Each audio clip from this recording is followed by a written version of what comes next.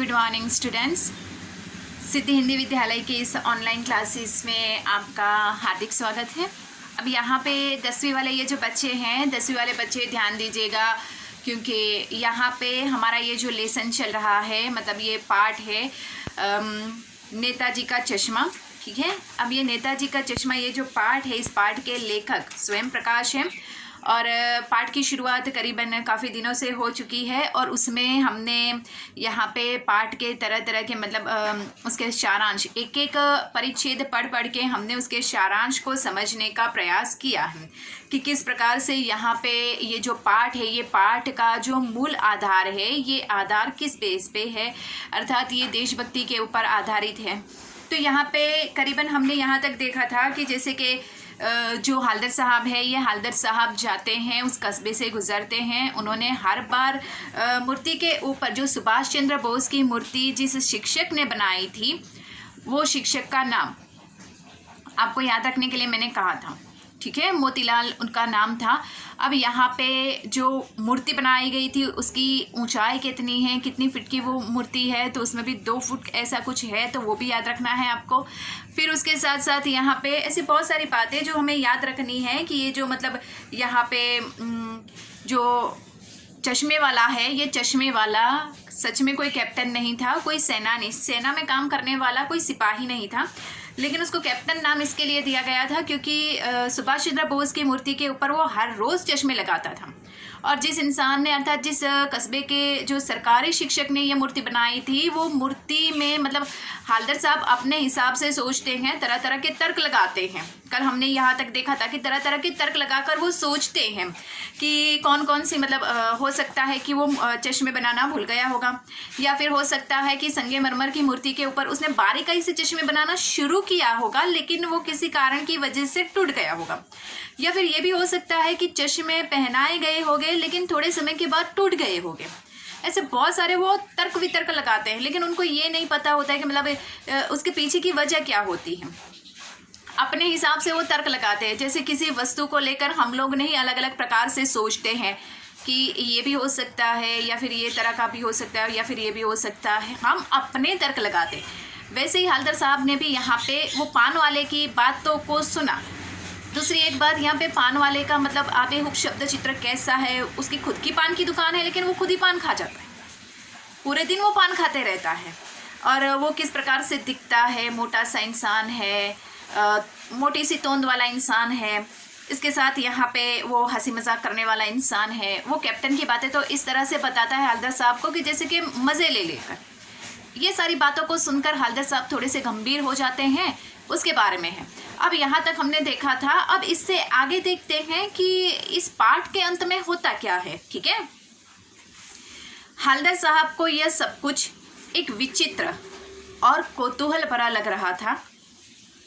इन्हीं ख्यालों में खोए खोए पान के पैसे चुकाकर चश्मे वाले की देशभक्ति के समक्ष नतमस्तक होते हुए वह जीप की तरफ चले, फिर रुके, पीछे मुड़े और पान वाले के पास जाकर पूछा, क्या कैप्टन चश्मे वाला नेताजी का साथी है या आज़ाद हिंद फौज का भूतपूर्व सिपाही?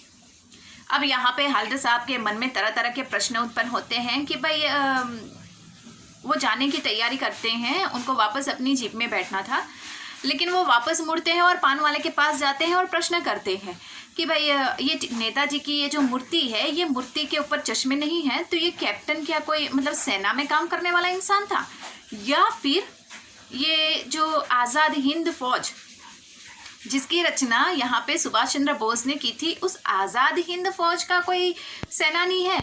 ऐसा वो पान वाले से पूछते हैं। अब आगे देखते हैं। पान वाला नया पान खा रहा था। देखा, मैंने आगे आपको बताया, उसकी खुद की पान की दुकान है, वो पान बेचता भी है, लेकिन सबसे ज़्यादा पान तो वही खा जाता होगा क्योंकि वो पान खाते ही रहता है। पान पकड़े अपने हाथ को मुंह के 1.5 इंच दूर रखकर उसने हालदर साहब को देखकर बोला, फिर अपनी लाल काली बत्ती सी दिखाई और मुस्कुराकर बोला, नहीं साहब, वो लंगड़ा क्या जाएगा फौज में।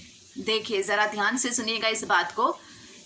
पागल है पागल, वो देखो वो आ रहा है, आप उसी से बात कर लो, फ़ोटो वोटो छपवा दो उसकी कहीं। हालदर साहब को पान वाले द्वारा एक देशभक्ति का इस तरह मजाक उड़ाया जाना अच्छा नहीं लगा। मुड़कर देखा तो अवाक रह गए। अवाक रह जाना शब्द समूह के लिए एक शब्द, आश्चर्यचकित रह जाना।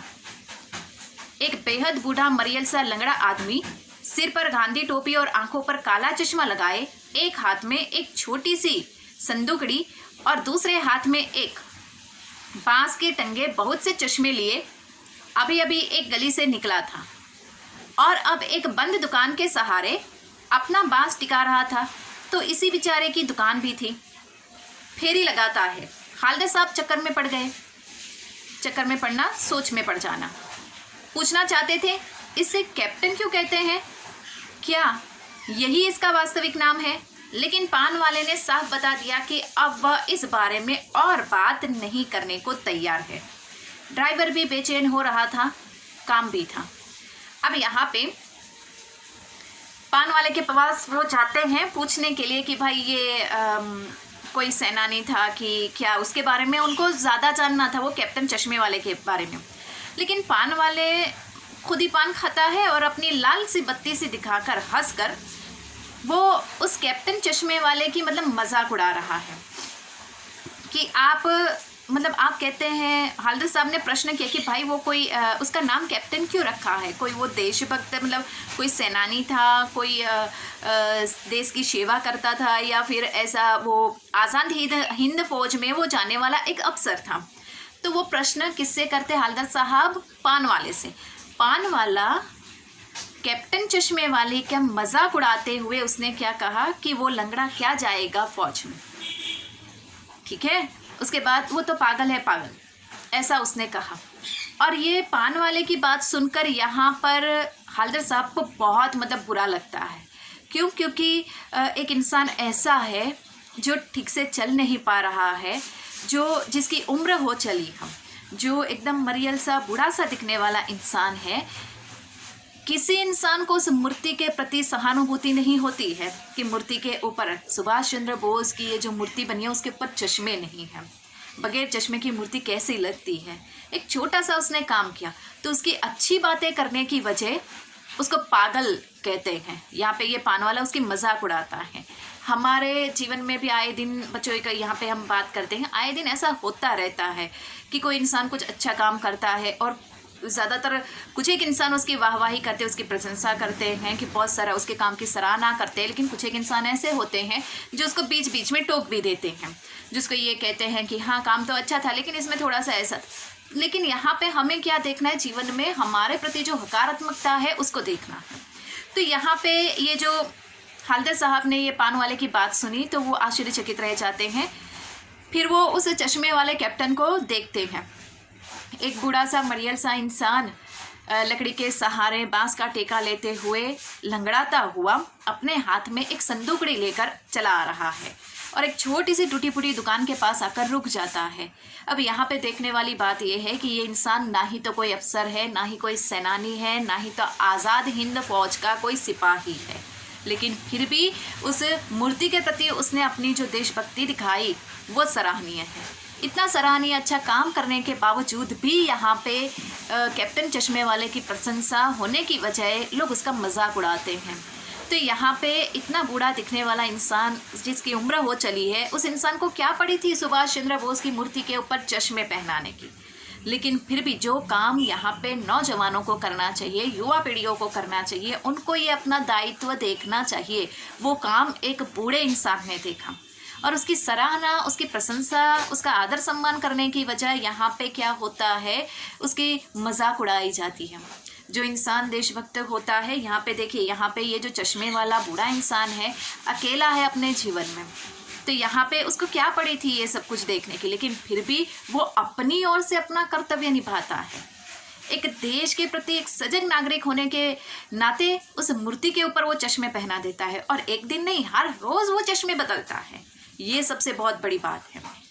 तो बच्चों, आज का ये जो पाठ है हम यहाँ तक रुकते हैं, थोड़ा थोड़ा सा समझेंगे विस्तार से, मतलब आने वाले मतलब 2-3 वीडियो में यहाँ तक हो जाए कि हमारा पाठ ख़त्म हो जाए, लेकिन ये पाठ जो है वापस एक बार दोहरा रही हूँ, ये पाठ एक देशभक्ति के ऊपर है, ताकि बच्चों के भीतर ये देशभक्ति, हमारे लिए सिर्फ ये क्रिकेट होता है या ऐसा सब होता है तब भारत माता की जय का नारा लगाते हैं, ऐसी बात नहीं है। देशभक्ति हमें कभी भी किसी भी समय किसी भी हालात में हम सोचते हैं कि भाई हम इस जगह पे है, कैसे करेंगे, तो देशभक्ति हम कभी भी कर सकते हैं। एक देश के प्रति सजग नागरिक होने के नाते हमारा ये कर्तव्य बनता है।